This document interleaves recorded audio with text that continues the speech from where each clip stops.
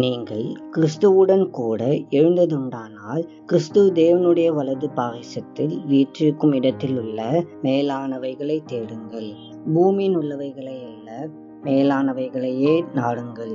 கொலோசையர் 3 வசனங்கள் 1 மற்றும் 2. தேவனால் முன்குறிக்கப்பட்ட பிள்ளைகளாகிய நம்முடைய வாழ்க்கையில் மிக முக்கியமான விஷயம் நல்ல வேலையில் சேர்வதோ, திருமணம் செய்து கொள்வதோ, ஓய்வூதியத்திற்கு நிதி சேர்ப்பதோ, பல நாடுகள் பயணம் செய்வதோ, புகழ் பெற்றவர்கள் ஆவதோ அல்லது வீடு கடனை அடைப்பதோ அல்ல.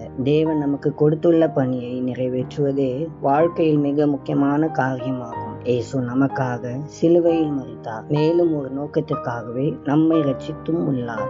எனவே நித்தியத்திற்கு முக்கியமில்லாத காரியங்களுக்காக வாழ்ந்து நம்முடைய வாழ்க்கையை வீணடிக்க கூடாது என்பது கவனமாக இருக்க வேண்டும்.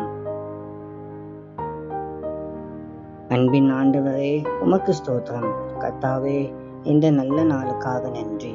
ஆண்டவரே, நீர் எங்களுக்கு கொடுத்துள்ள உம்முடைய வேலையை நாங்கள் அறிந்து கொண்டு நன்றாய் அந்த வேலையை செய்ய எங்களுக்கு உதவி செய்யும். நாங்கள் இந்த உலகத்திற்காக மட்டும் வாழாமல் உம்முடைய நோக்கத்திற்காக வாழ எங்களை அர்ப்பணிக்கிறோம். எங்களை ஏற்றுக்கொண்டு தகுதிப்படுத்தும்.